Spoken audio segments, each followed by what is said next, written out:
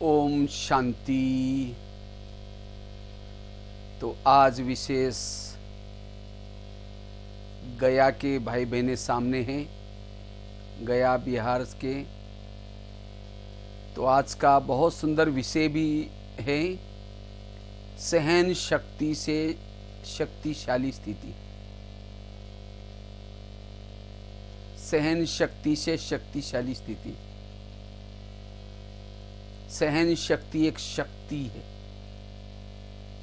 और जिसके पास ये शक्ति आई, हमारे अंदर जो क्रोध है, जो हमें बीच बीच में तनाव में लाता है, टेंशन में लाता है, उस तनाव टेंशन से व्यर्थों से बचा सकती है। सहन शक्ति ही हमारी सच्ची रक्षक है।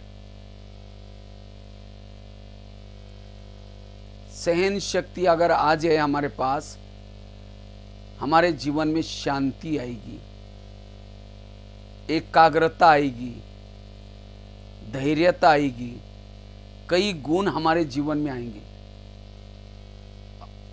और ये गुण आध्यात्मिक उन्नति के साधन हैं। अंतर्मुखता, धैर्यता, एकाग्रता, एक रस, इससे हमारी आध्यात्मिक उन्नति होगी। प्रभु चिंतन कर सकेंगे, आत्मचिंतन कर सकेंगे। कब? जब हमारे अंदर सहन शक्ति हो। तो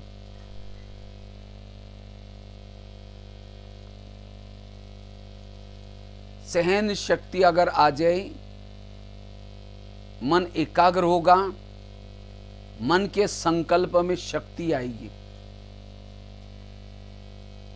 इससे वायुमंडल भी अच्छा बनेगा। जितनी हमारे पास सहन शक्ति होती है, हमारे चेहरे में हर्षित मुक्ता होती है, हमारी सारी निगेटिविटी खत्म हो जाएगी। क्योंकि सहन शक्ति न होने के कारण हम व्यर्थ सोचते हैं, इसने मेरे साथ ऐसा क्यों किया, ये मेरे साथ ऐसा क्यों करता है, और इससे हमारा टाइम वेस्ट हो जाता है। इतना ही नहीं, जिसने ऐसा वैसा व्यवहार किया, उसके लिए नफरत पैदा होती है, घृणा पैदा होती है, वैर पैदा होता है, आपस में दरारें पैदा होती है।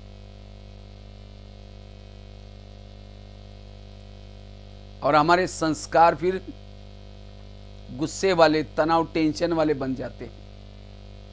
इतना ही नहीं, अगर हमारे पास सहन शक्ति नहीं है, हमारी वृत्ति निगेटिव बन जाती है,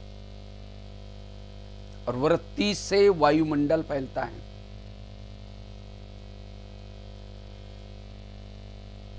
इतना ही नहीं, जिस व्यक्ति के प्रति अंदर निगेटिविटी पैदा होती है, उसकी हर एक्शन हमें कड़वी नजर आती है, उसके अंदर कोई अच्छाई दिखाई नहीं पड़ती। फिर वो बातें, उसकी बातें हम दूसरों को जाकर सुनाते हैं, फलाने मेरे साथ ऐसा किया, वो ऐसा करता है। उस व्यक्ति का भी टाइम वेस्ट कर देते हैं। स्वयं का तो टाइम वेस्ट कर रहे हैं, लेकिन दूसरों का भी टाइम वेस्ट करेंगे, पर चिंतन करेंगे, पर दर्शन करेंगे।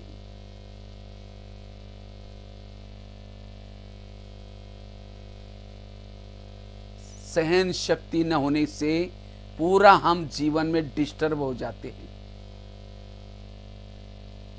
घर में एसी है, गाड़ी है, सब कुछ है, अगर सहन शक्ति नहीं, शांति नहीं होगी, सुख भी नहीं होगा।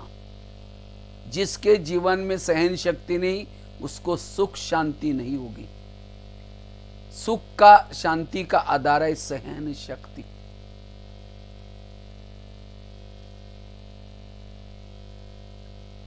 इसलिए वर्तमान की परिस्थितियों में हमें जीना है। इस कलयुग की दुनिया में जीना है, सहनशील होकर के जियो, सुखी बन जाएंगे। जो व्यक्ति सहनशील होता है उसके जीवन में विपरीत परिस्थितियां भी आएगी, वो उसको पॉजिटिव बना देगा। तूफान भी आएगा, उसके लिए तोहफा बन जाएगा।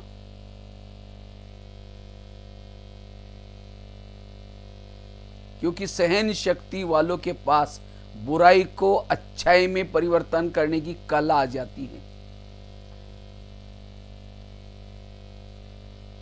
सहन करना शुरू में कड़वा है, परिणाम अच्छा है। गुस्सा करना शुरू में अच्छा है, लेकिन इसके परिणाम कड़वे हैं। इसीलिए हम अपने जीवन में सहन करना सीखना है। सहना यही हमारा गहना है। बाकी गहने पहनो नहीं पहनो, लेकिन सहन शक्ति का गहना जरूर पहन लो।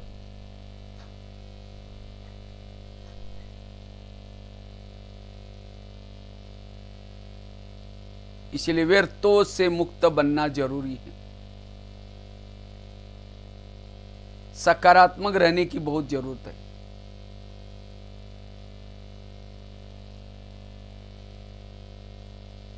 इससे वायुमंडल को अच्छा बना सकेंगे, कर्मेंद्रिय जीत बन सकेंगे, कर्मातीत बन सकेंगे। इससे हम आत्मानुभूति कर सकेंगे। कई योग लगाना चाहते हैं, योग लगता ही नहीं है। कहते हैं पता नहीं मेरा मन भटकता है, मेरी बुद्धि भटकती है। क्यों भटकती है? क्योंकि सारा दिन जो व्यवहार में, कर्म क्षेत्र में जो बातें आई, उन बातों का निगेटिव चिंतन चला, व्यर्थ चिंतन चला, मन भारी हो गया। और भारी मन प्रभु के पास नहीं जा रहा है। जब मन भारी हो गया, बुद्धि भी हमारी मलिन हो गई, मैली हो गई। क्योंकि निगेटिव सोचने से बुद्धि के ऊपर एक प्रकार की धूल आई।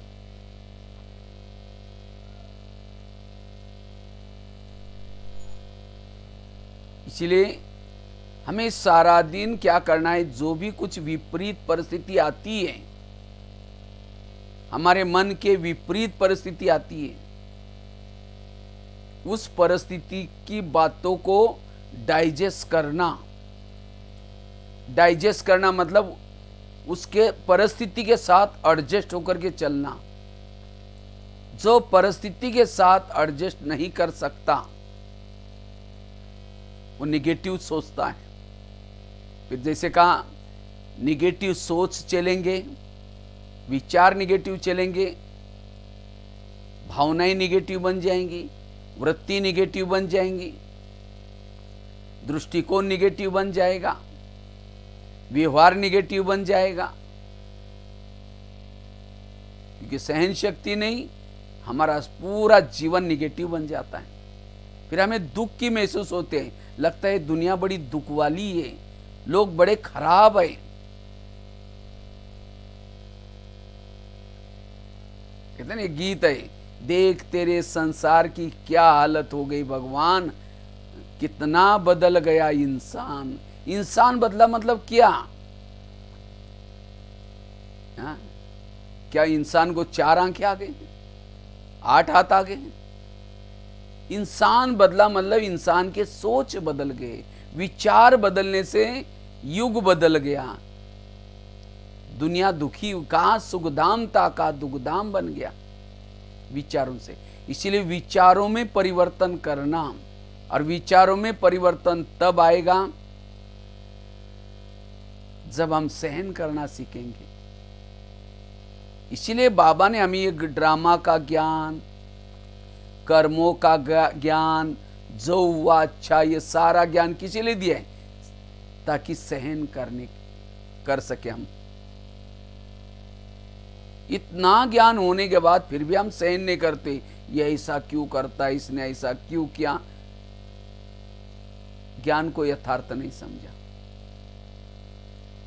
इसीलिए वर्तमान समय, जैसे कहते हैं 19वीं सदी तर्क की थी, 20वीं सदी प्रगति की रही, और 21वीं सदी तनाव की सदी है।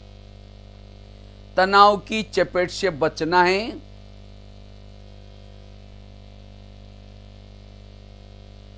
उसके लिए सकारात्मक चिंतन का सहारा लेना जरूरत है। और सकारात्मक तब बन सकेंगे जब हम सहन करेंगे। सहन करने वाला ही निर्विघ्न बन सकता है। निर्विघ्न, गणेश जी को निर्विघ्न का देवता कहते हैं, सबके विघ्न हारने वाला। गणेश जी का एक एक अंग हमें विघ्न से मुक्त बनने की प्रेरणा देता है। दिखाते पेट बड़ा, पेट बड़ा अर्थात कोई कुछ भी बोलता है उसको पेट में संभालो, अर्थात सहन करो, तब विघ्नहर्ता बन सकेंगे। हम भी अपने जीवन के विघ्नों को खत्म कर सकेंगे। गणेश जी को हाथी का सिर दिखाते, कहते हाथी इतना बड़ा लेकिन उसको आंखें छोटी छोटी होती हैं, क्योंकि हाथी की आंखों में विशेषता होती है, छोटी चीज बड़ी दिखती है। इसी तरह हमें भी अगर निर्विघ्न बनना है तो इसलिए छोटी छोटी बातों को बड़ा ये कर समझ करके उसको क्या करना है, अटेंशन देना है। हाथी हमेशा कान हिलाता रहता है, इतना बड़ा हाथी चींटी से डरता है। तो इसी तरह हमें भी क्या करना है, व्यर्थ बातें सुनने के लिए अटेंशन रूपी कान हिलाते रहना है, ऐसी बातें नहीं सुनना है। लेकिन हम क्या करते हैं, और क्या हुआ, बड़ा इंटरेस्ट लेते हैं, ऐसी बातें सुनी अंदर गई, ज्ञानी के अज्ञानी बन जाएंगे, विघ्न पैदा हो जाएंगे। इसीलिए व्यर्थ से मुक्त बनना, तब सहन शक्ति आएगी हमारे पास। सहन शक्ति बड़ी बहन है, बाकी शक्तियां उसकी छोटी बहनें हैं। जब बड़ी बहन आएगी तो छोटी बहनियां अपने आप आएगी।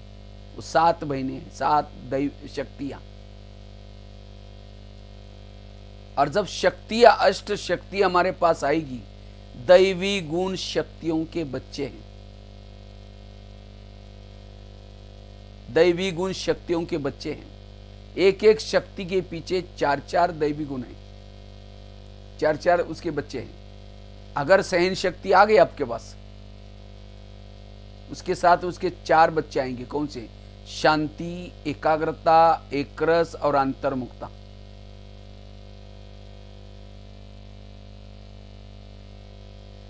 और जिसके आसपास में अष्ट शक्ति है,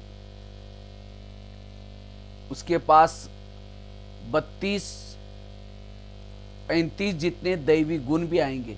और जिसके पास 32-36 दैवी गुण है, अष्ट शक्ति है, वो है मास्टर सर्वशक्तिवान। उसकी पराजय नहीं हो सकती, उसकी विजय होगी।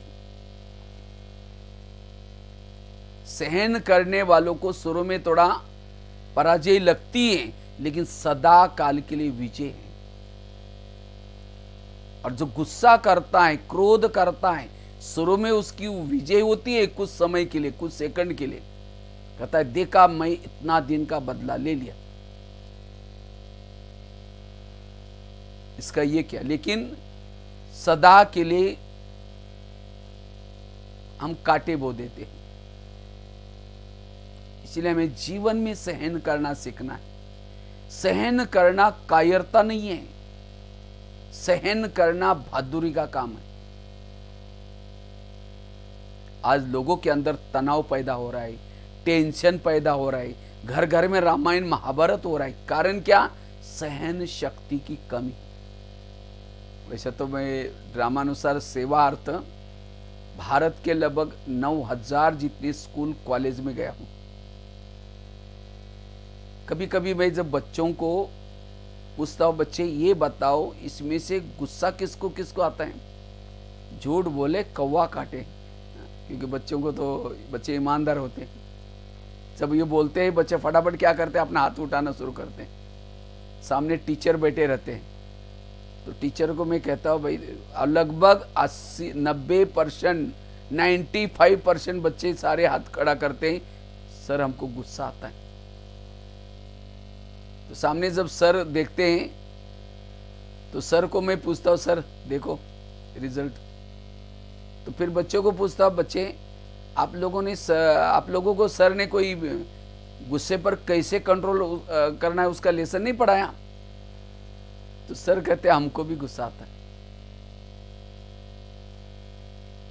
आज के स्कूल कॉलेज में सारी पढ़ाई आईक्यू तो डेवलप की, होशियार तो बनाया, लेकिन सहन करना नहीं सिखाया।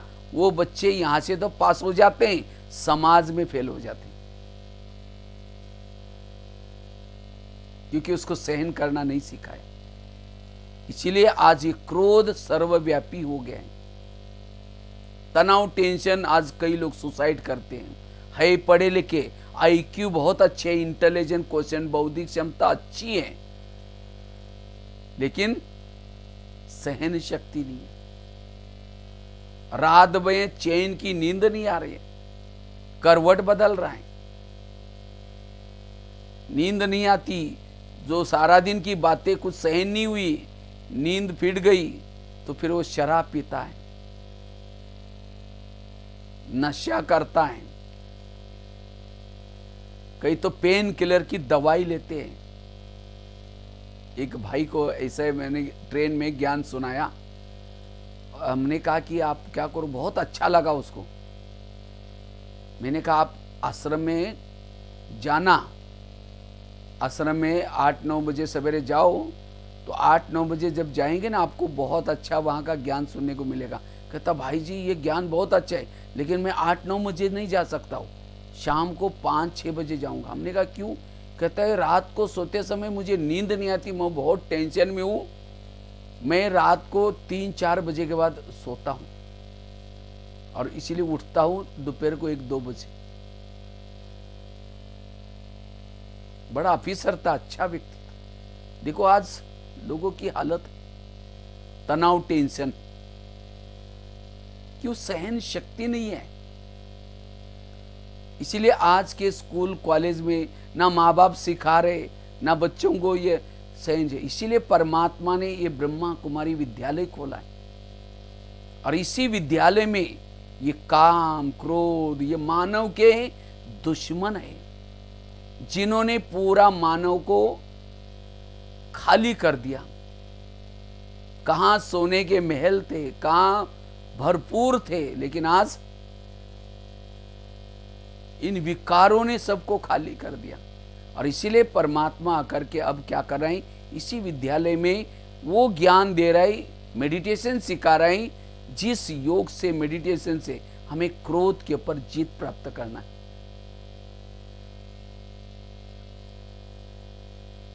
गीता में भी कहा है कामेषु क्रोधेषु, क्रोध को भी महाशत्रु कहा हुआ है। जैसे काम महाशत्रु है, क्रोध भी कोई कम नहीं है, वो भी महाशत्रु है। इसीलिए अभी इस क्रोध को जीतने का शस्त्र है सहन शक्ति। जहां क्रोध है वहां पानी के मटके भी सूख जाते हैं। जहां क्रोध है आपस में संबंधों में कड़वाहट आता है। जहां क्रोध है आपस में संबंधों में प्रॉब्लम, लक्ष्मी वास नहीं कर सकती।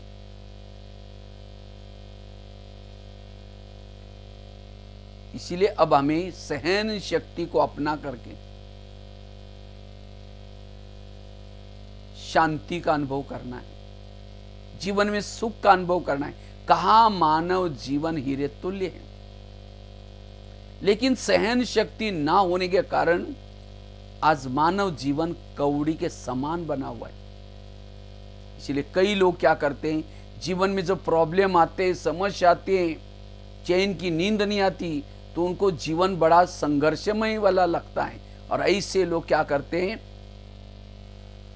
इस दुनिया से पलायमान हो जाते हैं, सुसाइड करते हैं, या जिसने ऐसा किया उसको ही मार देते हैं। आत्मा कभी भी मरती नहीं है, ना शस्त्रों से मरती है, ना आग में जलाने से मरती है, ना पानी में डूबने से मरती है।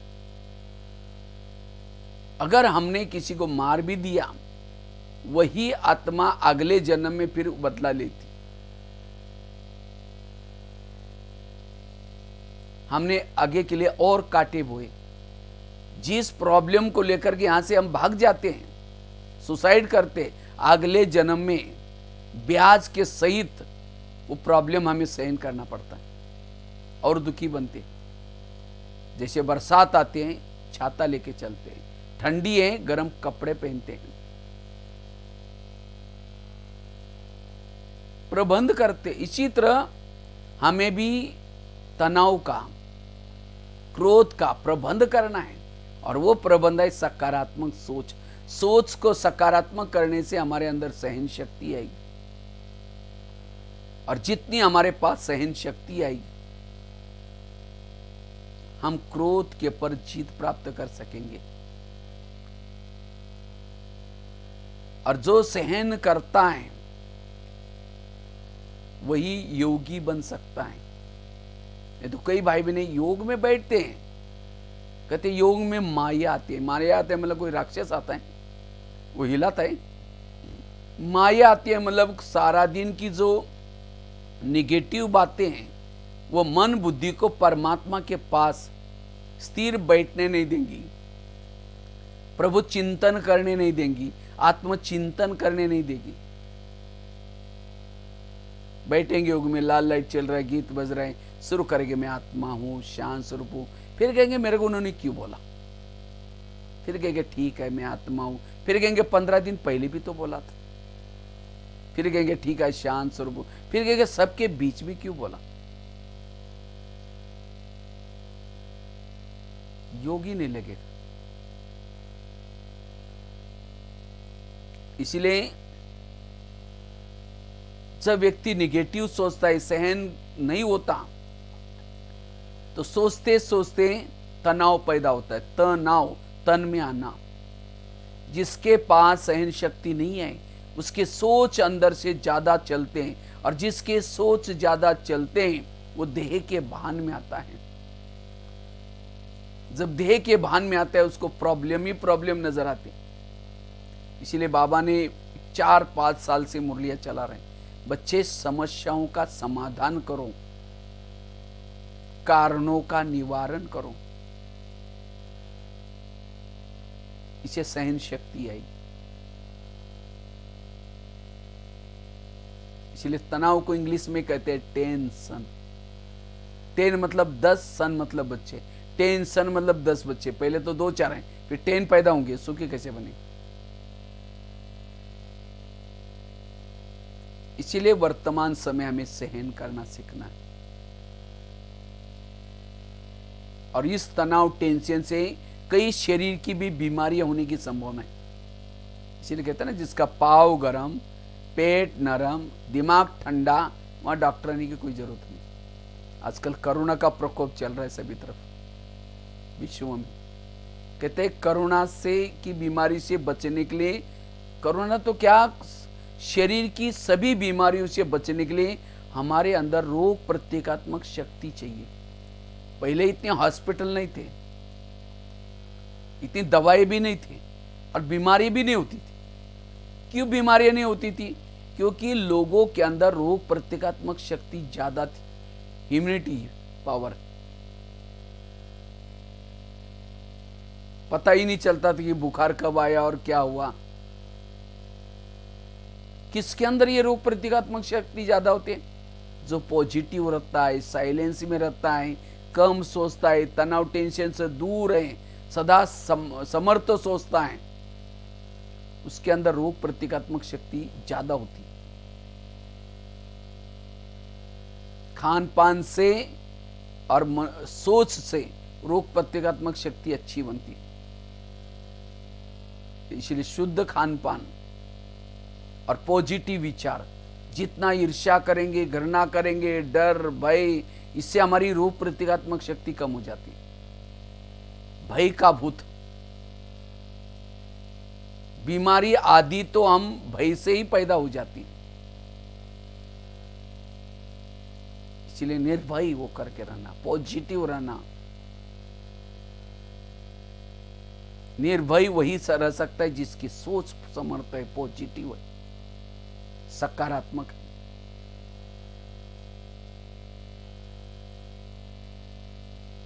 तो इसीलिए सहन शक्ति को जितना अपनाएंगे उतना भ्रुकुटी आसन पर आत्म स्वरूप की अनुभूति कर सकेंगे, अंतर्मुखी बन सकेंगे, जो भी ज्ञान सुनते हैं उसका चिंतन कर सकेंगे। पहले जमाने में मटके में सवेरे सवेरे मक्खन निकालते थे। मक्खन मटके में निकाला जाता है, क्यों? क्योंकि मटका ठंडा होता है, और वो भी सवेरे सवेरे के टाइम पर निकालते थे। लेकिन आजकल मक्खन तो डाइजेस्ट भी नहीं होता। मक्खन तो क्या, वास्तव में ये दिमाग भी हमारा एक प्रकार का मटका है, गोल सा, और इस गोल मटके के अंदर कुछ पॉइंट्स, अच्छी अच्छी बातों का चिंतन।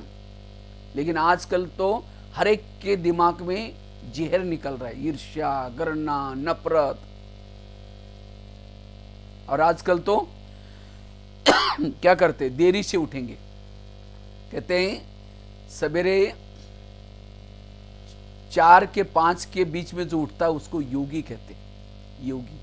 5 के 6 के बीच में जो उठता है उसको भोगी कहते हैं। 6 के 7 के बीच में उठने वालों को रोगी कहते हैं, और 7 के 8 के बीच में उठने वालों को महारोगी कहते हैं। आगे फिर गिनते रहो।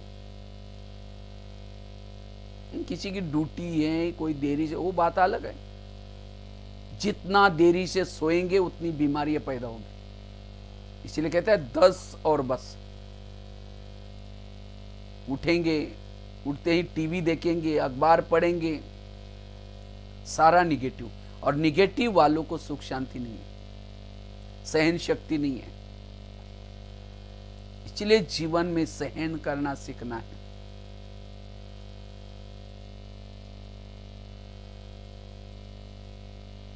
और जितना सहन करना सीखेंगे, पॉजिटिव बनेंगे, सकारात्मक बनेंगे, उतना मन स्थिर रहेगा, सदा हर्षित मुक्त रहेंगे। कोई भी प्रकार के मन की बीमारी नहीं होगी। जिसका मन बीमार उसका तन बीमार है। सबसे बड़ी शक्ति है सहन शक्ति। वैल्यूज, मूल्य 4 प्रकार के होते हैं।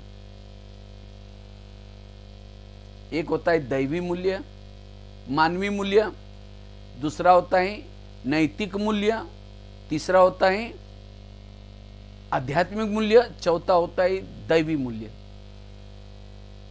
मानवीय मूल्य, आध्यात्मिक मूल्य, नैतिक मूल्य, फिर आध्यात्मिक मूल्य और दैवी मूल्य।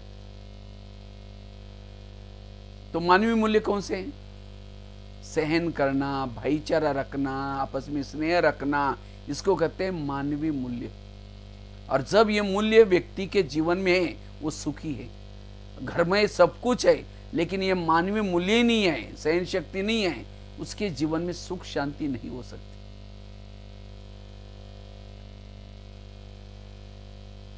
अच्छा, मानव से भी हमें ऊंचा बनना है। मानव से भी ऊंचा बनना है। उसके लिए हमारे अंदर चाहिए नैतिक मूल्य। तो नैतिक मूल्य कौन से होते हैं? नैतिक मूल्य दया करना, क्षमा करना, परोपकार करना, अपकारी पर भी उपकार करना। ये मूल्य महात्माओं में थे मानव महात्मा, लेकिन उनके अंदर ये मूल्य थे, दया, क्षमा, शांति। इसीलिए उनके अंदर वो मूल्य थे। वो मानव से भी हाईलाइट हो गए। अच्छा, उससे भी ऊंचा, महात्माओं से भी ऊंचा हमको बनना है, योगी बनना है। तो हमारे में क्या चाहिए? आध्यात्मिक मूल्य चाहिए। आध्यात्मिक मूल्य किसको कहते हैं? शांति, एकाग्रता, एक रस और अंतर्मुखता, इसको कहते हैं आध्यात्मिक मूल्य। जिस मूल्यों के द्वारा हम इसी दुनिया से पार परमात्मा निवास करता है, परम धाम में। उस परमात्मा के पास अगर हमारे अंदर शांति है, एकाग्रता है, एकरसता का गुण है, तो हम उस परमात्मा के पास बुद्धि और मन से घंटों तक स्थिर रह सकते हैं और परमात्मा के साथ अपने दिल की बातें कर सकते हैं, रूरवान कर सकते हैं, बुद्धि रूपी नेत्र से उनको निहार सकते हैं, देख सकते हैं। अगर मन बुद्धि घंटों तक वहां रहती है, उससे वो परमात्मा की ऊर्जा, वो संग का रंग हमारे अंदर लगता है, इससे हमारी आत्मिक स्थिति बनती है। वो है योगी जीवन, सबसे प्यारा जीवन। वो प्रभु चिंतन करता है।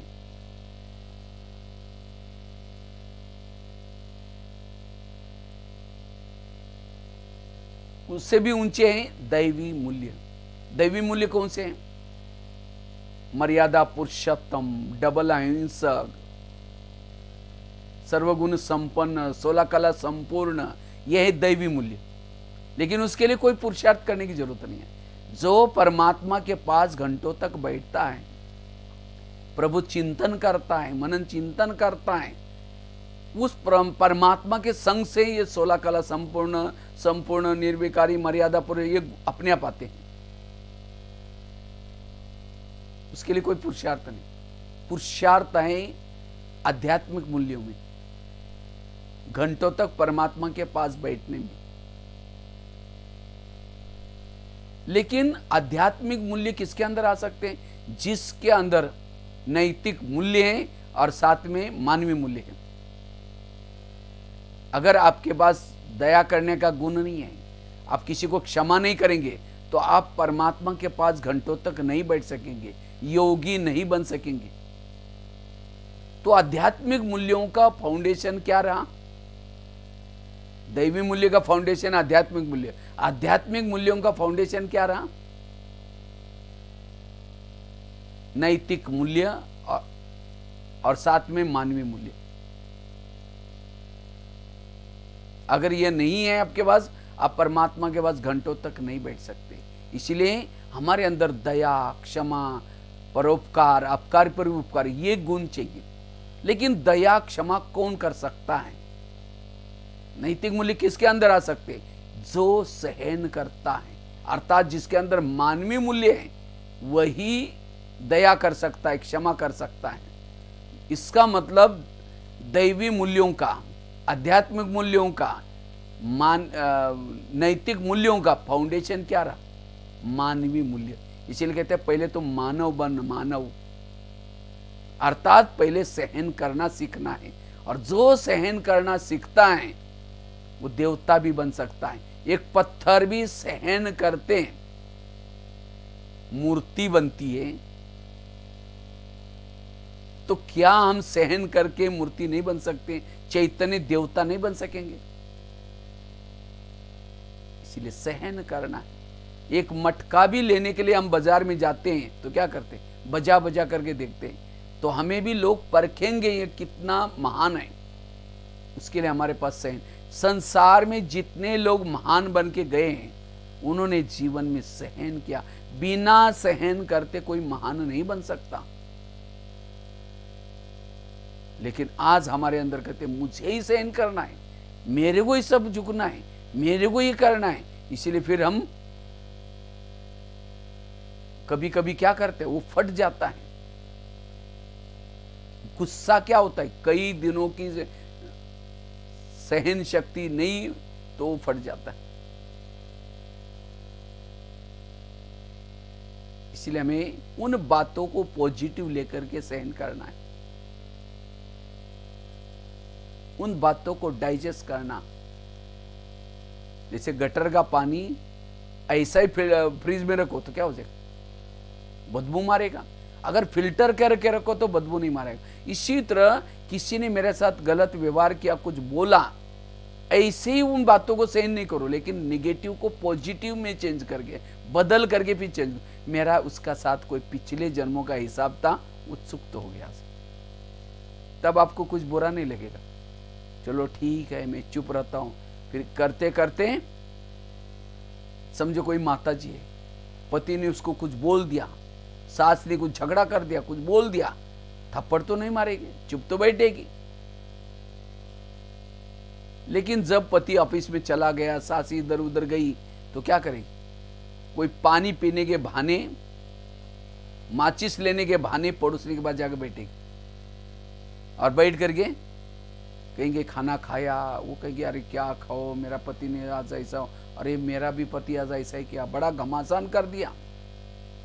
और सास भी उसको साथ दे रही थी, मैं इतना काम करती हूँ, वो कहेंगे हाँ मेरा भी ऐसा ही बोलता है। ये अपनी पति की सुना रहे हैं, वो अपनी की पति की सुना रहे, सास बहू की सुना रहे, बेटी की सुना रहे, 1 घंटा। फिर कभी कभी बोलते बोलते वो कहते हैं मैं भी कभी कभी धमकाती हूँ उसको, तो तुम भी कम करना नहीं। ऐसे ऐसी उसने राय दी, फिर वो आई, आने के बाद फिर वही बातें चिंतन में चल रही। चलते चलते शाम को जब पति आता है, पानी मांगता है, कैसे देंगे? ले तेरे को आता नहीं।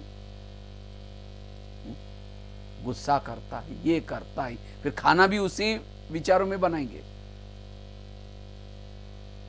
वही खाना पति खाएगा, सास खाएगी, बच्चे खाएगी। जैसा खाओगे अन्न वैसा बनेगा मन। पूरा घर रामायण महाभारत बना ये गुस्से से। इसीलिए अब हमें इन बातों को पॉजिटिव लेकर के डाइजेस्ट। वैसे तो माताएं तो सहन तो बहुत करती, लेकिन सहन की भी बातें अपने तक नहीं रखेगी, औरों को सुनाएगी। सहन करके उसको समा लेना, तब वो शक्ति का रूप धारण करती है। अगर सहन करके 10 जगह पर सुनाएंगे, रोएंगे, वो कमजोरी बन जाएगी। इसीलिए सहन करके उसको समाना, तब शुभ विचार आएंगे, शुभ भावना आएंगी। उस जो आपको तंग कर रहा है, परेशान कर रहा है, उसके अंदर बदलाव आएगा। जितना आप उन बातों को, निगेटिव बातों को औरों को सुनाएंगे, फैलाएंगे, उतना उसके अंदर और ही दुरिया बनती जाएगी, वो परिवर्तन नहीं होगा। फिर हम कहते हैं मैं तो सहन करती हूं तो भी ये परिवर्तन नहीं हो रहा है, बदल ही नहीं रहा है। क्यों? हम सहन करते लेकिन औरों को सुनाते हैं और भी वायुमंडल खराब करें। इसीलिए सहन शक्ति जरूरी। ये है पहला फाउंडेशन, हमें सहन। ये जो टोटल हमें जो ज्ञान मिला है, ये ज्ञान मिला है हमारे जीवन में जो प्रॉब्लम आते हैं, चाहे प्रकृति के तरफ से आए, चाहे लोगों के तरफ से आए, उसको मुझे सहन करना है। और जितना सहन करेंगे बड़ा बनेंगे। जैसे दही बड़ा बनता है, कभी खाया होगा दही बड़ा। दही बड़ा बड़ा कैसे बनता है? रात को उड़द की दाल को पानी में भिगोते, सवेरे उसको मिक्सी में पीसते हैं, आटे को फेंटते रहते हैं। कब तक? जब तक वो पानी के ऊपर नहीं आता तब तक उसको फेंटते हैं। फिर गरम गरम तेल के अंदर डालेंगे, तेल से निकाल करके ठंडे पानी में डालेंगे, ठंडे पानी से निकाल करके जोर से उसको दबाएंगे। अगर वो टुकड़े टुकड़े हो गए, मेहमानों को नहीं खिलाएंगे। उसके बाद क्या करते हैं? उसको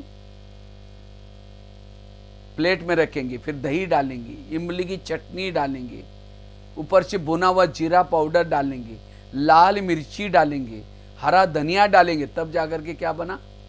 दही बड़ा बना। और जिसके सामने आएगा कहेंगे वाह बड़ा कितना अच्छा बना। बड़ा बड़ा तब बना जब उसने सहन किया। इसी तरह अगर हमें भी बड़ा बनना है, कोई पीसते भी रहेंगे, कोई फेंटते भी रहेंगे, कहीं कहीं कब तक मैं कब तक सहन करूं? इस घर में जब से मैं आई तब तक मुझे, तब से वो खिटपिट चलती रहती है। कब तक? और कब तक का अंत नहीं है। जैसे आटे को कब तक फेंटते हैं? उसको ग्लास में पानी लेके लेंगे, आधा ग्लास फेंटा हुआ आटा उसको पानी में डालेंगे। अगर वो डूब गया वड़ा ठीक नहीं बनेगा, और उसको फेंटेंगे। इसी तरह हमें भी जब तक हल्के नहीं बनेंगे, ऊपर नहीं जाएंगे, तब तक लोग फेंटते रहेंगे। खट्टी मीठी तीखी सारी बातें आएंगी। हर परिस्थिति को सहन करना है।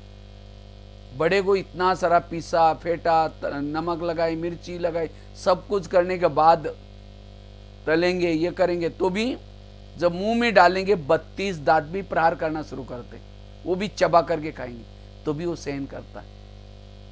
इसी तरह हम कितना भी सहन, चारों तरफ से बातें आएंगी, हमें उसको सहन करना। इसीलिए दीदी हमेशा कहती थी, मर मर मर, झुक झुक झुक, सीख सीख सीख। जीवन में मरना सीखो, सीखना सीखो, झुकना सीखो। कौन कर सकता है? जो सहन करता है। जिसके पास सहन शक्ति नहीं है वो झुक नहीं सकता। कहे कि मैं क्यों झुकूं? पहले तो वो झुके ना। अभिमान वाला कभी झुक नहीं सकता, वो फिर टूट जाएगा, वो सहन शक्ति नहीं आ सकती। इसीलिए मुझे सहनशील बनना है। ये सहन शक्ति से ही हम शिव शक्ति बन सकते हैं, शक्तिशाली बन सकते हैं, अपनी स्थिति को ऊंची बना सकते हैं, पर चिंतन से बच सकते हैं, आत्मचिंतन कर सकते हैं। इसीलिए सहन शक्ति को अपनाना है। आज शिव बाबा बड़ा बना, ब्रह्मा बाबा, दादियां, इन्होंने जीवन में सहन किया है। कई लगते हैं ये मुझे और कुछ नहीं बुरा लगता है, जिसका मैं भला करती हूं, जब वो बुरा करता है तब मुझे थोड़ा सा दिल में दर्द होता है। संसार का नियम है, जिसका भला करेंगे वही आपका बुरा करेगा। ये संसार का ही नियम है। एक बार की बात है, एक लोहार था, वो लोहे को क्या करा था, बड़ा सा हथौड़ी लेकर के पीट रहा था, उससे आवाज आ रहा था, घन घन घन। तो एक दिन क्या हुआ, लोहे का टुकड़ा एक टूट गया और सामने सोनार का दुकान था, उस सोनार के दुकान के सामने गिर गया। तो सोने का टुकड़ा लोहे को पूछता है, क्या बात है भाई, तुम तो बहुत जोर जोर से चीखते हो। तो लोहे का टुकड़ा बोलता है, तो चीखू नहीं तो क्या, तुमको तो पराई मारते, मुझे अपने ही मारते, इसलिए मैं चीखता रहता। माना लोहे को लोहे की हथौड़ी मारती है, और सोने को कौन मारता है? लोहे की हथौड़ी मारते। कहते तुमको तो पराए मारते, मुझे तो अपने ही मारते, इसीलिए मैं थोड़ा चीखता रहता हूं। इसी तरह जिसका हम भला करते हैं, कई कहते हैं जिस बच्चे को मैंने पढ़ाया लिखाया, छोटे से बड़ा किया, और जब नौकरी लग गई, शादी हो गई, अब अपनी पत्नी का ही मानता है, मुझे नहीं पूछता, इसीलिए मुझे थोड़ा दर्द होता है, उस इसका मुझे तनाव है, और कुछ नहीं है। जिसका मैंने भला किया, संसार का नियम है, जिसका भला करेंगे वही बुरा करेंगे। जिस परमात्मा ने आकर के हमको पढ़ाए, कलयुग के अंतिम समय संगम युग में आकर के, कहां हम पट पर पड़े थे, सब कुछ भूल गए थे, कितना उपकार किया, आकर के हमें रात रात बैठ करके पढ़ाया, सब तीसरा नेत्र खोल दिया, ज्ञान का डमरू बजा बजा करके सारे अगम निगम के भेद खोले, विकारों के गटर में गिरे थे वहां से उठाया, इतना में पढ़ाया, पालना दी, सर्व समुद्र की पालना दी। उसके बाद उसका नतीजा, जब हम अच्छे बन गए, संस्कारित बन गए, विश्व बदल गया, फिर वही आत्माएं हम क्या कहाँ जाते? सत्युग में जाते हैं। सत्युग में सोने के महल में रहना शुरू किया, पुष्पक विमान आए, अच्छे अच्छे शरीर मिले, 36 प्रकार का भोजन खा रहे थे। तो उस समय क्या परमात्मा को याद किया? बाबा आपके बड़े उपकार, आज देखो मेरे पास पुष्पक विमान आया, आज मेरे महल का उद्घाटन है, भोग लगाया। भूल गए तो बाबा ने ऊपर से नहीं देखा होगा, अशांत हुआ। अरे जिन बच्चों को मैंने पढ़ाया, अभी सुखी बने, उनको महल में रहने के लिए गए, मुझे पूछते ही नहीं। सोचा इतना ही नहीं, दोपहर में गए, जिसने भला करके गया था उसको गाली देना शुरू किया, हे भगवान तुम कुत्ते में है, बिल्ली में है, टिक्कर में है। और वो भी अकेले नहीं दिया, माइक लगाया, औरों को भी बुलाया, आप आ जाओ हमारे यहाँ गाली देने का प्रोग्राम। इतनी विडंबना है। जिसने भला किया और उसको ये भी कहा कि अकर्ता है तुम, हे भगवान तुम अकर्ता है, गायन किया, अकर्ता मतलब कुछ करता ही नहीं। कहाँ वो आकर के इतना पढ़ाया, अगर वो ना आता ना पढ़ाता तो मानव की क्या हालत होती। इतना सारा करने के बाद भी उसको क्या बोला, अकर्ता है। अगर आप बहुत सारा काम करते हैं, मेहनत करते हैं, और आपको कोई आकर के कहे ये तो बैठी रहती कुछ नहीं करती, तो कितना गुस्सा आता। हाँ? लेकिन बाबा ने गुस्सा नहीं किया, सहन किया। वही नहीं सोचा मुझे बोलते अकर्ता, ठीक है मैं नीचे जाऊंगा ही नहीं ना। इसीलिए बाबा का गायन, केवल गायन नहीं, लेकिन इतना ही नहीं, दोपहर कलयुग के अंतिम समय जब आता है, ये नहीं सोचता मैं जिन्होंने मुझे गालियां दी, मेरी बुराई की, मैं उनको ज्ञान नहीं दूंगा, नए लोगों को ढूंढूंगा। बोला जब नीचे आया, गाली देने वालों को गले लगाता है, अपकार करने वाले के ऊपर ही उपकार करता है। तो इसीलिए परमात्मा को दया का सागर कहते हैं, शांति का सागर कहते हैं, अपकारी पर उपकार करने वाला को कहते हैं। क्यों? प्रैक्टिकल में किया है। परमात्मा सबका प्यारा क्यों है? क्योंकि वो अपकार करने वाले के ऊपर उपकार करता है। तो हमें भी क्या करना है? अपकार करने वाले के ऊपर उपकार करना है। कौन कर सकता है? जो क्षमा करता है, दया करता है, जो सहन करता है। इसीलिए सहन शक्ति चाहिए। बिना सहन शक्ति हम मनसा सेवा नहीं कर सकेंगे। वाइब्रेशन, अगर एक व्यक्ति के प्रति भी अंदर से कुछ खिटपिट है, शांति भंग हो जाएगी। इसलिए हल्के बनो, स्वच्छ बनो, व्यर्थों से मुक्त बनो। अगर हेल्दी वेल्दी और हैप्पी बनना है, व्यर्थों से मुक्त बनो। इसलिए सहन शक्ति बहुत आवश्यक है। इसी शक्ति से हम अपनी स्थिति को शक्तिशाली, अपने व्यवहार को बदल सकते, संस्कारों को बदल सकते हैं, हल्के बन सकते, फरिश्ता बन सकते हैं। अगर सहन शक्ति नहीं, योग में बैठेंगे, भारी मन ऊपर नहीं जाएगा, प्रभु के पास घंटों तक नहीं बैठ सकेंगे। इसलिए, और सहन शक्ति का कनेक्शन अन्य शक्तियों के साथ में। शांतनु की शादी गंगा के साथ होगी। गंगा ने कहा मैं तो शादी तो करूंगी, लेकिन मैं जो भी कुछ करूंगी आपको उसमें कुछ दखल नहीं लेनी। तो शांतनु उसके ऊपर प्रभावित था, गंगा के ऊपर। तो हाथ आगे करके प्रतिज्ञा करता है, आप जो भी चाहे करो, मैं कुछ भी दखल नहीं लूंगा, कुछ नहीं बोलूंगा, जो भी करो। तो शादी हो गई, उनको बच्चे होने लगे। तो क्या करते, एक एक बच्चे को नदी में, गंगा नदी में छोड़ देते हो, आंखों के सामने से।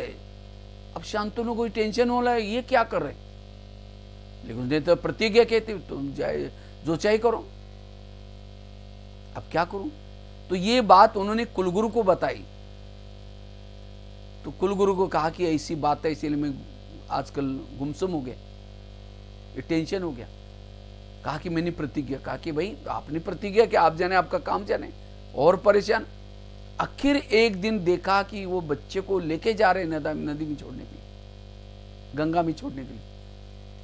तो क्या किया, उसको आखिर पीछे पीछे गया, और जब पानी में फेंकते हैं तो क्या करते हैं, डुबाते उस समय वो बोल पड़ता, उसका मौन खत्म हो गया। कहते तुम ये क्या कर रहे। तब गंगा ने कहा ये जो बच्चे हैं, ये ब्रह्मा जी के श्राप के कारण धरती पर जन्म लिया था, उनका श्राप था, इसीलिए धरती पर जन्म था। अब इन्होंने जन्म लिया, अब इस श्राप से मैं उनको मुक्त कर रही हूं। तो अच्छा काम कर रहे थे, लेकिन कहा कि मैंने आपको बोला था आपको चुप रहना है, मैं जो भी करूंगी, लेकिन आपने बोला अब मैं आपके साथ नहीं रह सकती। ये जो भी कुछ दृष्टांत है शास्त्रों के, वर्तमान के यादगार है। आज हमें कोई गाली देता है, अपमान करता है, क्यों करता है? ये हमारे पिछले जन्मों के कोई ना कोई कर्मों का हिसाब है। तो अच्छा है, कोई गाली दे रहा है तो हमारा हिसाब चुप तो हो गया। लेकिन हम कहते हैं ये क्यों करता है, इसने मेरे को साथ ऐसा क्यों किया। जब क्यों क्या करते हैं हमारा मौन टूट जाता है, तो हमारे दिमाग में जो ज्ञान गंगा बैठी है वो उठ की चली जाएगी। इसलिए इन बातों को संभालो। इसीलिए गीता का, रामायण का, महाभारत का सार क्या है? जो हुआ अच्छा हुआ, जो हो रहा अच्छा, जो होगा वो भी। मेरे जीवन में जो कुछ हो रहा है सब अच्छा ही हो रहा है। कोई मेरा अपमान करे, कोई मेरे को गाली दे, कोई, मन को चुप रखना। और जो मन को चुप रखता है व्यर्थों से मुक्त है।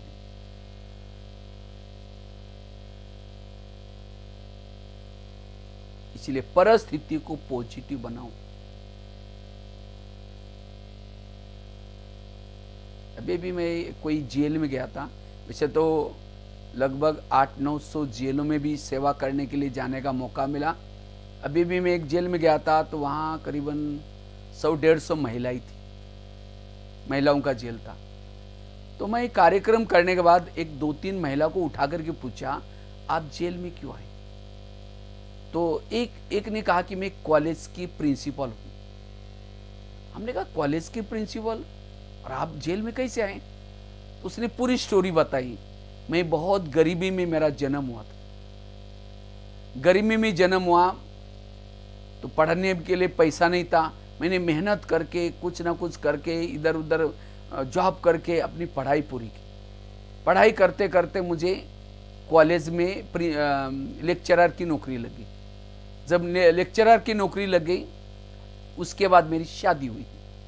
जब शादी हुई बच्चे हो गए, तो बच्चे भी पढ़ाई में उनको पढ़ाई कराई, बड़े होते गए।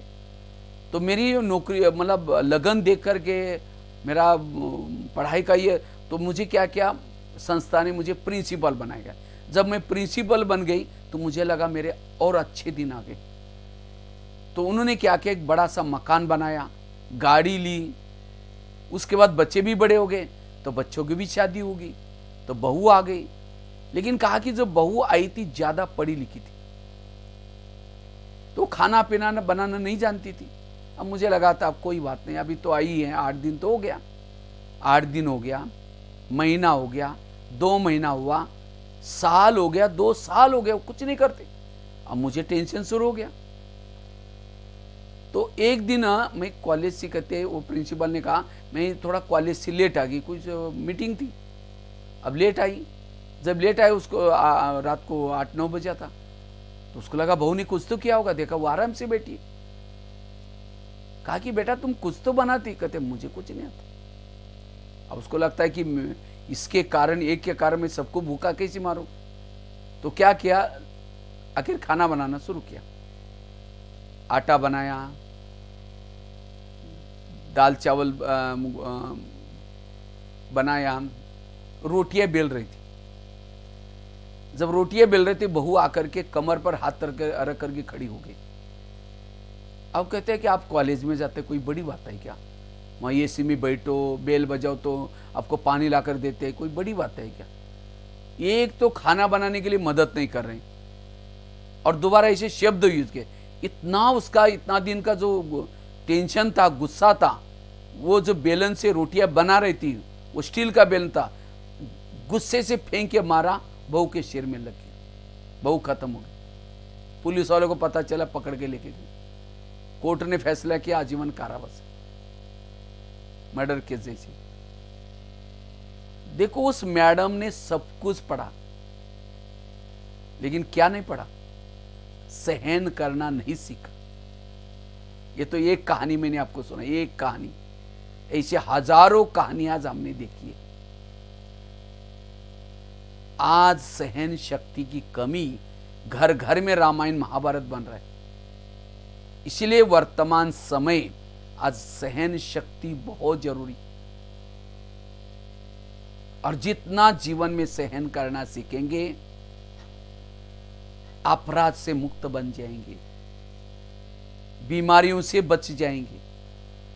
जैसे कहा ना, आज 70% लोगों को जो शरीर की बीमारी हो रहे, सहन शक्ति की कमी के कारण। आज किसी को पेट की बीमारी होती है, ईर्ष्या वाले विचार चलाए, पेट की बीमारी हो गई। ईर्ष्या क्यों चली? किसी की नाम हो रहा है, उसका ज्यादा नामाचार हो, सहन नहीं हो रहा है, ईर्ष्या। तो ईर्ष्या आएगी, पेट की बीमारी। आज किसी को दूर का कम दिखता है, दूसरे की बुराई को आंखें फाड़ फाड़ के देखते। आज किसी को अस्थमा हो गया, दमा, कोई भी बातों को पेट में दबा कर रखेंगे, दमे का प्रॉब्लम। आज किसी को शुगर होते, दूसरों को कंट्रोल में रखने की कोशिश करेंगे, मैं इसकी सास हूं, मैं इसका पति हूं, मैं इसकी मां हूं। लेकिन आजकल कोई किसी को नहीं मानता। जब नहीं मानता, ऐसे बॉडी में केमिकल उतरते हैं, इसे शुगर हो जाती है, स्पॉन्डिलाइट, ब्रेन ट्यूमर, ब्रेन हेमरेज, सारी बीमारियों का जड़ें सहन शक्ति की कमी। इसीलिए आजकल डॉक्टर भी कहते हैं भाई ज्यादा टेंशन नहीं लो, ज्यादा सोचो नहीं। लेकिन वो सोच न चले, टेंशन न, उसके लिए कोई टैबलेट देता है? साइंस के पास कोई टैबलेट नहीं है। ये टैबलेट मिलती है आध्यात्मिकता में, मेडिटेशन से। इसलिए ब्रह्मा कुमारीज का केंद्र एक हॉस्पिटल है जहां मन का इलाज होता है। कर्मों का ज्ञान, ड्रामा का ज्ञान, जो हुआ अच्छा, ये सारा ज्ञान, ये ज्ञान हमें, और जब हम मेडिटेशन करते हैं, साथ में योग करते हैं या ज्ञान सुनते हैं, इससे हमारे अंदर धीरे धीरे पॉजिटिविटी आएगी, मन हल्का हो जाएगा, मन सदा खुश हो जाएगा। इसलिए वर्तमान समय अगर सहन शक्ति को हमें डेवलप करना है, ये ज्ञान का चिंतन जरूरी है। जैसे कहा ना, टीवी खोलो निगेटिव, अखबार खोलो निगेटिव, किसी के पास जाकर के बैठो निगेटिव। सवेरे सवेरे हमें 3 चीजें करनी है। अमृत वेला का योग, क्लास के पहले का योग और मेडिटेशन। ये 3 चीजें जो करता है, सहन शक्ति आएगी। इन 3 चीजों से मनोबल बढ़ता है, आत्मबल बढ़ता है। इसलिए वर्तमान की परिस्थिति में, इस कलयुग में, अगर सुख से जीना चाहते हैं, शांति में जीना चाहते हैं, ये सहन शक्ति को अपनाओ। जिसके पास सहन शक्ति नहीं है, क्रोध करता है, जेलों की चक्कर काटता है, पुलिस स्टेशन की चक्कर काटता है, कोर्ट कचहरी की चक्कर काटता है, हॉस्पिटल की चक्कर काटता है, जीवन कौड़ी तुल्य बनाता है। और वही अगर थोड़ा ज्ञान सुनने के लिए बुलाओ तो, बहन जी हमको कहाँ टाइम है, हमारा दुकान खोलना पड़ता है, हमारा ये खोलना पड़ता है। अगर वहाँ 1 घंटा आते तो ना जेल में जाने की जरूरत है, ना पुलिस स्टेशन जाने की जरूरत है, ना जीवन में सुख ही सुख। इससे आपकी नींद और ही कम हो जाएगी। हमारे ब्रह्मा कुमारी में काफी सारे भाई बहन बस और कुछ नहीं करते, सवेरे 4 बजे उठते हैं। उस समय तो सारे लोग सोए रहते। जो टेंशन में, तनाव में रहता है, उसको ज्यादा नींद की जरूरत पड़ती है। और जिसको कोई टेंशन ही नहीं, तनाव ही नहीं है, जो सहनशील है, उसको कम समय में उसकी नींद पूरी हो जाती है। जब हम लोग 10 बजे सो जाते, 10 बजे सो जाते, 2:30-3 बजे उठ जाते। डॉक्टर भी कहते हैं अगर हेल्थ अच्छी बनानी है, डीप स्लीप चाहिए। डीप स्लीप में वही सो सकता है जो टेंशन तनाव से दूर है। टेंशन तनाव से वही दूर है जिसके पास सहन शक्ति। सहन शक्ति तब आएगी जिसके पास पॉजिटिव थिंकिंग का ज्ञान है। तो ये ब्रह्मा कुमारी का ज्ञान केवल सत्युग में जाने के लिए नहीं, लेकिन वर्तमान समय अगर हमें सुखी बनना है, मानसिक बीमारियों से बचना है, ये ज्ञान जरूरत है। इसलिए एक व्यक्ति था, कहीं खेती में जा रहा था। जब खेती में जा रहा था, दूसरा एक साथ में जा रहा था, उसको पूछ ऐसे बातें करते करे, भाई कहाँ जा रहे? कहता मैं जा रहा हूँ, थोड़ा खेती में जाकर कुछ लकड़ियाँ तोड़नी है, उसके लिए जा रहा हूँ। तो वो दूसरा था, वो अपना वो कहता है अच्छा आपके भी आगे मेरे को जाना है। दोनों बातें करते करते चले गए। फिर शाम को जब आ रहा था, कुदरती दोनों मिल गए। तो जो दूसरे गांव में जा कर के आया तो बोला, अरे तुमने सवेरे से इतनी लकड़ियां तोड़ी? कहता हाँ साहब इतनी तोड़ी। क्यों? कहते कुल्हाड़ी को धार ही नहीं। कहता धार लगा के जाओ, लगा के लाओ। कहता टाइम ही नहीं है ना धार लगाने के लिए। अगर वो टाइम निकाल करके धार लगाता, कम समय में लकड़ियां काट करके उसका टाइम बच जाता। इसी तरह आश्रम में आने से, ज्ञान सुनने से हमारा टाइम वेस्ट नहीं होगा। और ये हमारा जो कोर्ट कचहरी में टाइम जा रहा है, कहीं हमारा चरित्र खराब हो रहे हैं, कहीं हॉस्पिटल में टाइम जा रहा है, कहीं घूमने फिरने के लिए टाइम जा रहा है, सारा टाइम बच जाए। धार लगा दो, टाइम बच जाएगा, पैसा बच जाएगा, समय। इतना ही नहीं, अगर हमारा चरित्र अच्छा बन जाएगा तो हम सबके प्रिय बन सकेंगे, निश्चिंत हो सकेंगे। और यही हमारी असली कमाई है जो हमारे साथ में जाएंगी। जब इस सृष्टि का परिवर्तन होगा, विनाश होगा, तो हम जो इन आंखों के द्वारा जो कुछ देखते हैं सब नष्ट होने वाला है। असली कमाई हमारे संस्कार, हमारे अंदर वैल्यूज, हमारी जो ये असली कमाई है। और यही कमाई अगले जन्म में हमको काम आएगी। इसी संस्कारों के द्वारा अगला जन्म हमारा होता है। इसलिए और अगला जन्म तो अगले तो सतयुग आने वाला है। अगर हमें सतयुग में जाना है, अच्छी दुनिया में जाना है, तो हमें सहन करना सीखना है, पॉजिटिव संस्कार धारण करना है। कहते हैं राक्षस और देवता दोनों एक ही बाप के, माँ बाप के बच्चे थे, लेकिन राक्षस राक्षस बने, देवता देवता बने। क्यों?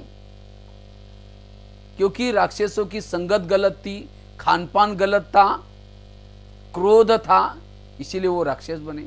और देवताओं की संगत अच्छी थी, खान पान शुद्ध था, इसलिए वो देवता बने। और वो कैसे बनेंगे? आध्यात्मिकता से। और सबका, हमारा सबका मालिक कहते एक है, सबका पिता एक है। लेकिन आज किसी के क्या संस्कार के, क्यों हम आध्यात्मिकता की तरफ डोंट केयर कर रहे हैं। इसलिए हमें ये ज्ञान योग से हमें सहन करना सीखना है, पॉजिटिव बनना सीखना जरूरी है। इसीलिए वर्तमान की परिस्थिति में अगर हमें विजयी बनना है, सुखी बनना है, सहन शक्ति जरूरी है। और सहन शक्ति के लिए हमें कर्मों का ज्ञान होना जरूरी है। जितना जितना हमें कर्मों का ज्ञान होता है, क्योंकि वास्तव में हमारे जीवन में जो प्रॉब्लम्स आते हैं, समस्या आते हैं, समस्या क्यों आते हैं? वर्तमान की हमारी समस्या हमारे ही कोई ना कोई कर्मों का परिणाम है। क्योंकि टाली कभी एक हाथ से नहीं बजती, टाली के लिए कितना चाहिए? 2 हाथ चाहिए। कई बार कहते हैं मैं इसके रास्ते में कभी जाती नहीं, मैंने इसका बुरा कुछ किया नहीं, फिर भी ये मेरे साथ ऐसी क्यों करती, इसने मेरे साथ ऐसा क्यों किया। अभी कुछ दिन पहले मैं कोयम्बतूर गया था, तो वहाँ कार्यक्रम करने के बाद ऐसे ही वहाँ की बहनों ने कहा, भाई जी एक बहुत बड़ा VIP है, उनको मिलने के लिए जाना है, थोड़ा बीमार है। हमने कहा चलो ठीक है, कोई बात। हम गए,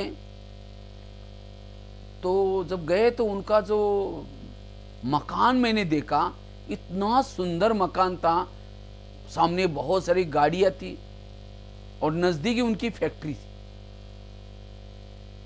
तो जब मैं गया, उनका सोफा सेट इतनी सुंदर था, ऑफिस इतना सुंदर, मैं तो देखा, मैं सोचा बेचारा स्वर्ग में बैठा है उनका मालिक। उनके बाद जब तक हम इंतजार करते रहे, वो आए। आने के बाद कुछ बातें करते करते उनकी आंखों में आंसू आ गए। तो मैंने देखा है सोफा सेट इतना अच्छा है, इतना महल की तरह लग रहा है, गाड़ियां इतनी हैं, लेकिन इस सोफे पर बैठने वाला ही दुखी है, वो खुद ही अपसेट है, इसका क्या आनंद लेगा। जब बातों बातों में उसने कहा कि मेरा और मेरे पत्नी का करीबन 6 महीने से खटक रहा था, कुछ आपस में तालमेल नहीं बन रहा था। करते करते कहता है 8 दिन पहले दोनों का आपस में बहुत झगड़ा हो गया। झगड़ा होते होते उसने क्या किया, एक छोटा सा बच्चा था उसको फेंक के, कहते तुम ही संभालो करके मायके चली गई। अब मायके चली गई तो उस 8 दिन से मैं तो बिल्कुल अपसेट हूं, और अपसेट हूं, मेरे ब्लड प्रेशर बढ़ गया, शुगर बढ़ गई, रात भर नींद नहीं आ रही, कहते 3-4 दिन पहले तो मैंने लगा कि मैं बहुत ये हो गया, शराब पीना शुरू कर दिया, नशा करना शुरू कर दिया, रात भर नींद नहीं आती थी। ये सब ये एक तो कहते हैं गवर्नमेंट के भी आजकल नए नए कायदे मिले, जीएसटी वगैरह, ये वो प्रॉब्लम, फिर फैक्ट्री के प्रॉब्लम। बहुत बड़ी फैक्ट्री है, कपड़े की फैक्ट्री थी उनकी, बड़े शेड थे। और इसीलिए कहा कि ये जीवन ये सब मैं किसी लिए कर रहा हूँ। आखिर कहा कि एक दिन मैंने क्या किया, निश्चय किया कि मुझे इस दुनिया में रहना ही नहीं। अपनी गाड़ी लेकर के क्या किया, वो ऊटी की पहाड़ी पर चला गया और जा करके सोचा कि मैं सुसाइड करूँगा। तो सामने एक ट्रक आ रहा था, उसके लगा कि उसके साथ में टक्कर करूँ। गाड़ी फास्ट चलाई, लेकिन ट्रक वाला होशियार था, उसने साइड मार दी। तो मेरी गाड़ी कहा कि मेरी गाड़ी सीधा खाई में चली गई और खाई में चली गई। गाड़ी बहुत कीमतीवान थी, ये थी। कहा कि उसको नीचे गिरी, लेकिन उसको कुछ नहीं हो। भला भगवान ने फिर भी मुझे बचा कर लेके आया। गाड़ी तो डैमेज हो गई, लेकिन कहा कि मुझे कुछ नहीं हुआ। फिर भगवान ने मुझे बचा कर फिर लाया।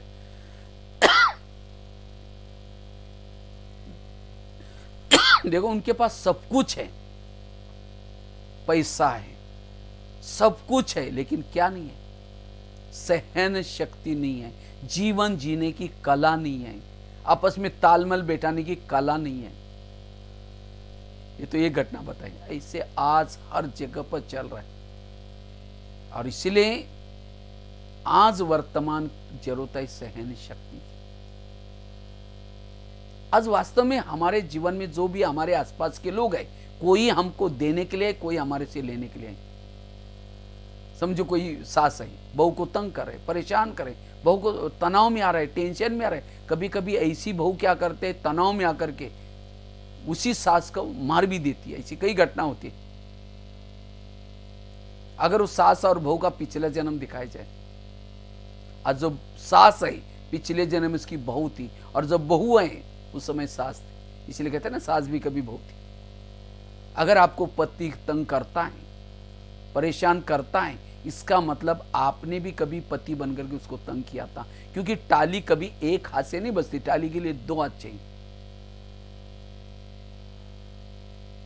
तो वर्तमान समय जो प्रॉब्लम है, सहन शक्ति नहीं है, ये हमें कर्मों के बारे में नॉलेज नहीं है। और ये नॉलेज आध्यात्मिकता में दिया जाता है। संसार एक कर्म क्षेत्र है, इसमें जो बोएंगे वही काटना पड़ता है। कर्मों से शरीर बनता है, कर्मों से संबंध मिलते हैं, सब कुछ कर्मों से होता है। इसलिए भजन है ना, किसके झोले में कांटे हैं तो किसके झोले में फूल। कोई कारण होगा रे, कोई कारण होगा, बांटने वाला कोई लूला, कोई लंगड़ा, कोई अंधा। क्यों? कर्म। कर्म किसी की भी पीछा नहीं छोड़ता। अच्छे कर्म भी उसका फल देता है, बुरे कर्म भी उसका फल देता है। इसलिए जीवन में कभी कांटे मत बोना। वर्तमान में जो मेरे जीवन में प्रॉब्लम है, चाहे संबंधों के प्रॉब्लम है, ये मेरे ही कोई कर्मों का नतीजा है, कोई व्यक्ति का दोष नहीं है। कई बार हमारे साथ कुछ उल्टी सुल्टी बातें होती हैं, सहन ही नहीं होता, तो ऊपर देखते कहते भगवान तुमने भी आंखें बंद किया क्या? ये मेरे साथ क्या हो रहा है? अगर आपका पिछला जन्म दिखाई जाए, आपने गलत किया था, उस समय भगवान को पूछा था, भगवान मैं गलत कर रही हूं, आप देख लेना।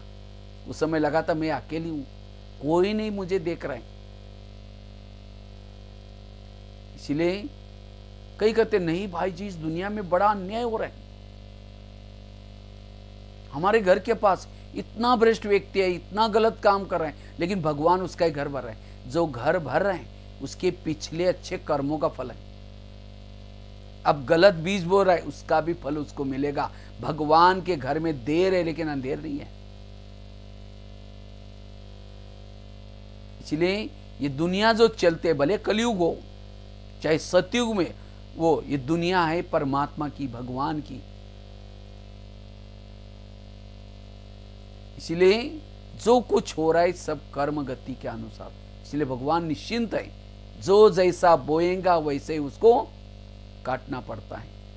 इसलिए अगर मेरे जीवन में कोई प्रॉब्लम है, समस्या है, ये मेरे कर्मों का परिणाम समझ करके अगर हम उसको तब हमारे अंदर सहन शक्ति आएगी। समझो चलते चलते किसी ने गाली दी, अच्छा पिछला जन्म का मेरा चुक्त कर दिया, वो गाली देने के बाद भी कोई मन में गुस्सा नहीं आएगा, सहन शक्ति आएगी। परिस्थिति को पॉजिटिव में बना दो। कौन बना सकता है? जिसके पास मेडिटेशन है, जिसके पास ज्ञान का खजाना है, वे पॉजिटिव बातें हैं, वही कर सकता है। जो खुद पहले निगेटिव है, निगेटिव वाला सहन नहीं कर सकता। जिसके अंदर अभिमान है, ईगो है, सहन नहीं कर सकता।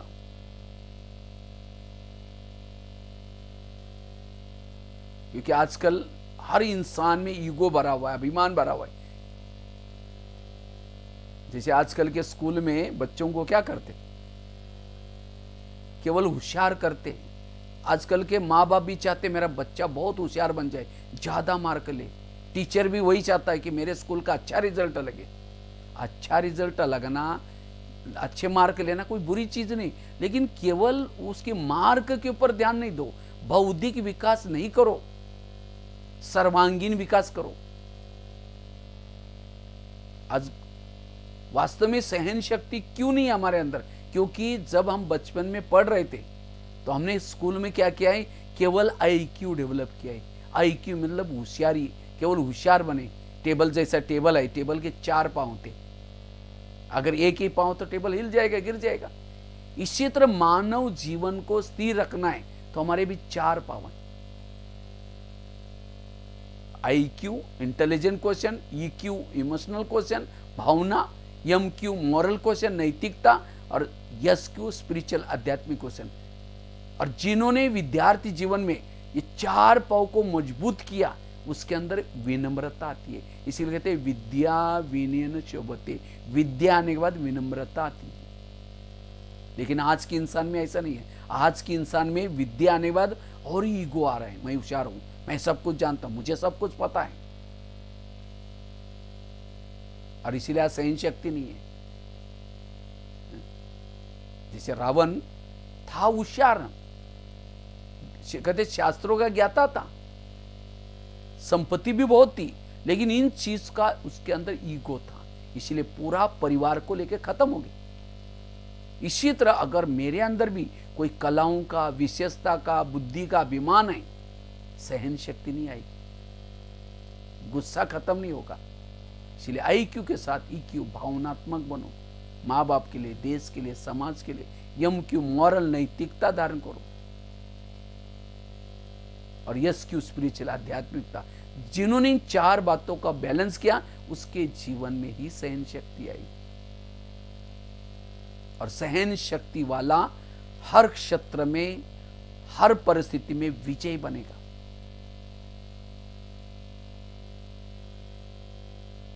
इसलिए अगर जीवन में सफल बनना है, क्रोध मुक्त बनना है, सहन शक्ति को अपनाओ। जैसे कहा ना, सहना यही हमारा गहना है। जो सहन शक्ति का गहना पहनता है, उसके हाथ में दृढ़ता के कंगन होंगे, दृढ़ता होगी उसके अंदर। आज कईयों में दृढ़ता नहीं है क्योंकि सहन शक्ति नहीं है। इतना नहीं, उसके पांव में उमंग उत्साह होगा, उमंग उत्साह के पायल। आज उमंग नहीं है, क्यों? सहन शक्ति नहीं है। इतना नहीं, उसके मस्तक पर आत्मिक स्मृति का तिलक होगा, आत्मिक स्मृति का तिलक। किसके? जिसके पास सहन शक्ति, वही आत्मा के स्वरूप में। इतना ही नहीं, उसके मुख पर मधुर मुस्कान की लाली होगी। वो लाली लगाने की जरूरत नहीं है, लेकिन उसकी अपने आप नेचुरली मुस्कुराहट होगी। जो मुस्कुराता है, उमंग में रहता है, वो सबका प्रिय बनेगा। इसीलिए अलग से श्रृंगार करने की जरूरत नहीं। असली श्रृंगार है भ्रुकुटी में आत्मिक स्मृति का तिलक लगाना, सदा उमंग में रहना, दृढ़ता में रहना, खुश रहना कितने अच्छे लगे। बाकी आर्टिफिशियल श्रृंगार की कोई जरूरत नहीं। चेहरे की असलियतता है मुस्कुराना। मुस्कुराता वही है जो पॉजिटिव है, जो सहनशील है। इसलिए सहन शक्ति जरूरत है, और ये सहन शक्ति आती है योग से, पॉजिटिव बातों से, कर्मों की बातों को समझने से। कई कहते मेरे साथ अन्याय हो रहा है, इसने मेरे साथ ये किया। अन्याय नहीं हो रहा है, न्यायपूर्वक। आज माँ बाप ने हटेल नहीं देखा और बच्चा ऐसा पैदा हुआ, गलत संगत में जा रहे, नशा कर रहे, माँ बाप को टेंशन आ रहे। वो बच्चा कौन है? पिछले जन्मों का कोई हिसाब किताब है। इसीलिए हमें इस ज्ञान को अच्छी तरह समझ करके सहन शक्ति की देवी बनो, सहन शक्ति की देवता बनो। जो सहन करेंगे वही ऊंच पद प्राप्त करेंगे। भाग्यशाली वो हैं जिनके जीवन में प्रॉब्लम्स आते हैं, समस्या आती है। कुंती के सामने कृष्ण गया, पूछा कि तुमको क्या वरदान चाहिए? सोना चांदी जो भी, कहते मुझे सोना चांदी नहीं चाहिए, मुझे जीवन में समस्या चाहिए। कहा कि तुम ये क्या मांग रहे? तथास्तु, तो तुम्हारी जो भी इच्छा पूर्ण हो जाए। फिर कहा कि तुमने सोना चांदी क्यों नहीं मांगा? कहते समस्या होगी तो आप मेरे सदा साथ में रहेंगे, और आप मेरे साथ में रहेंगे, यही मेरा सौभाग्य। जिनके जीवन में समस्या प्रॉब्लम होगी, कौन याद आएगा? परमात्मा याद आएगा। इसलिए हमें सहनशील बनना है। और लास्ट की एक स्टोरी सुना करके मैं पूरा करता हूं। एक शिल्पकार था, वो उसको मूर्तियां बनानी थी। तो एक पत्थरों के ढेर के पास गया, तो उसमें से एक पत्थर लिया, उसके ऊपर हैमरिंग करना शुरू किया। अब 4 दिन के बाद उस पत्थर के मन में आता है, ये 3 दिन से मेरे पर छनेरा तुरा लगा रहे, मैं कब तक सहन करूं? बाकी इतना सारा ढेर पर हम सबको छोड़ दिया। उसके 2 टुकड़े हो गए। उसने हार नहीं मानी। इसने शिल्पकार ने सोचा चलो दूसरे पत्थर को ले, उसको बाजू में कर दिया। वो कोई काम का ही नहीं रहा। उसके पर दूसरे पत्थर को मारना शुरू किया। 6 दिन के बाद उसके भी मन में आया कि अरे ये तो 6 दिन से मेरे पीछे पड़ा है, मैं कब तक सहन करूं? उसके भी टुकड़े हो गए। फिर तीसरा लिया, 9 दिन के बाद वो भी टूट गया। चौथा लिया, 12 दिन के बाद वो भी टूट गया। 5वां लिया, 15 दिन के बाद वो भी टूट गया। 6ठा लिया। उस पत्थर ने सहन करते करते उसकी सुंदर मूर्ति बन गई। उसको बैलगाड़ी में रखा, गांव की परिक्रमा की। कई माताएं फूल डाल रही, नमस्ते करे। क्यों? अब पत्थर ऐसा लेके जाते तो कोई डालता ही नहीं। सहन किया था, इसीलिए उसकी पूजा होने लगी। इतना ही नहीं, उसको लाया मंदिर में उस मूर्ति को, और उसके बाद उसका प्रतिष्ठापित का कार्यक्रम बड़ा उमंग उत्साह से कराया। साधु संत बहुत आए थे, काफी पब्लिक आई थी, सब आकर के उस मूर्ति के सामने झुकने लगे। तो उस पत्थर को लगता रे, मैंने केवल 100 दिन सहन किया, मेरी कितनी अच्छी दिन आ गई। वो क्यों झुक रहे थे? उसने सहन किया था। अगर पत्थर ऐसा ही होता तो कोई उसको झुकता ही नहीं। लास्ट में उस मंदिर को सब कुछ किया, लेकिन सीढ़ी बनाना बाकी थी। तो सीढ़ी बनाने के लिए वो शिल्पकार सोचता है इधर उधर लाने से पत्थर लाने के बजाय जो टूटे उनको ज्वाइंट किया। सबसे पहली सीढ़ी में लगाया था, जो 3 दिन के बाद टूटा तो उसको सबसे कम सहन किया, उसको लगा दिया। उसके सेकंड में 6 दिन वाला, ऊपर उसके 9 दिन वाला, फिर लगाया 12 दिन वाला, फिर 15 दिन वाला।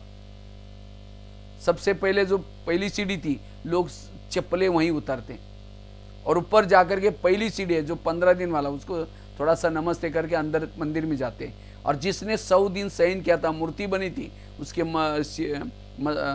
मस्तक रखते, उसके चरणों में उसे आशीर्वाद मांगते, देवी मुझे आशीर्वाद दे दो, भोग चढ़ाते, प्रसाद चढ़ाते, बहुत पूजा होने लगी। तो एक दिन पहली सीढ़ी दूसरी को कहते हैं, ये लोग हमारे पर गंदी गंदी चप्पल उतर करके ये लोग कहाँ जा रहे इतनी भीड़ करके। तो तीसरा पत्थर कहता है, ये एक पत्थर ने सहन किया है, और सहन करके वो मूर्ति बन गया। उसका दर्शन करने के लिए, उसे ब्लेसिंग लेने के लिए जा रहे हैं। वो चांस हमको भी आया था लेकिन हमने सहन नहीं किया, इसीलिए हम बाहर बैठे या धूप में बैठे और उसका दर्शन कर रहे, सब उनके पास जा रहे।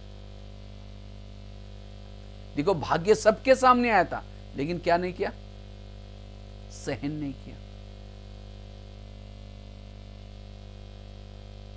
उस शिल्पकार ने कोई पार्सलिटी नहीं की थी, सभी पत्थरों के पीछे भाव यही था, मैं इनको मूर्ति बनाऊंगा, लेकिन उन्होंने खुद नहीं सहन किया, अपना भाग्य गंवा दिया। इसी तरह अब पश्चाताप करके फायदा क्या? इसी तरह परमात्मा भी एक शिल्पकार है, वो भी इस धरती पर आता है कलयुग के अंतिम समय, और परमात्मा को लगता है कि सारी दुनिया की सारी आत्माएं लक्ष्मी नारायण के समान महान बने, और उसके लिए इस विद्यालय के जगह जगह पर विद्यालय खोल करके क्या करता है? ज्ञान और योग की छनी हथौड़े लगा करके मूर्तियां बनाना शुरू करता है कई तो वो आते ही नहीं है, वो शिल्पकार के आसपास आते भी नहीं। कई लोग बुलाते सबको, कई लोग तो आएंगे, कुछ दिन तो सहन करेंगे, फिर लोग बोलेगा अरे तुम बाहर का भोजन नहीं खाते और तुम ऐसे करते हो वैसे करो, ओम शांति, आना ही बंद कर दिया। कुछ 15 दिन 8 दिन ठोके लगे थे तो छोड़ देगा। कई लोग क्या करेंगे, एक साल आएंगे, कई 5-5 साल आएंगे, कई तो फिर बाद में, कई तो सहन करते करते दुनिया की बातें, सारी बातें सहन करके अपने जीवन को ज्ञान योग से श्रृंगार करेंगे, और जो अच्छी तरह श्रृंगार करेंगे वो सत्युग में जाएंगे, और जो अच्छी तरह पुरुषार्थ किया, ज्ञान योग किया, संस्कार परिवर्तन किया, वो उच्च पद प्राप्त करेंगे। नहीं तो लक्ष्मी नारायण जब आते कई बार से, कई लोग महल के बाहर खड़े रहते, क्या कहेंगे? लक्ष्मी नारायण पधारे, ऐसा आवाज करेंगे। वो भी ज्ञान करते थे, योग करते थे, लेकिन वो ड्यूटी क्यों मिली? क्योंकि उन्होंने सहन कम किया था। तो दास दासी बनना है, राजा बनना है। कई तो आएंगे नहीं, सत्युग त्रेता में कोई नहीं आएंगे, वो द्वापर कलयुग में आते एकदम कलयुग। क्यों? तो इसीलिए अब हमें क्या करना है? सहन शक्ति को अपनाना है, या सीढ़ी में लगना है या आसन पर बैठना है। इसीलिए बाबा कहते हैं अगर सहनशाह बनना है तो सहनशील बनो, ऐसा नहीं सहनशाह बनेगी। इसलिए हमें अगर उच्च पद प्राप्त करना है, वर्तमान समय सुखी बनना है, तो इसीलिए ये सहन शक्ति बहुत जरूरी है। इसीलिए कभी भी जिंदगी में रोना नहीं है। रोना 2 प्रकार का, एक मन का रोना, दूसरा आंखों का रोना, दोनों भी रोना। बाबा कहते जिन रोया तिन खोया, क्योंकि जो सहन नहीं करता उसके संकल्प वेस्ट जाते हैं, समय वेस्ट जाता है, सारे खजाने वेस्ट जाते हैं, क्योंकि सहन शक्ति नहीं है। इसलिए ये सहनशील बनो। इसका तो बहुत विस्तार है, लेकिन यही पूरा करते हैं, क्योंकि समय की घड़ी बड़ी तेजी से चल रही, तो यहीं पूरा करेंगे। ठीक है? तो सभी गया वाले तो सभी सहन करेंगे ना, तो सहनशील बनेंगे। ठीक है? ओम शांति, ओम शांति।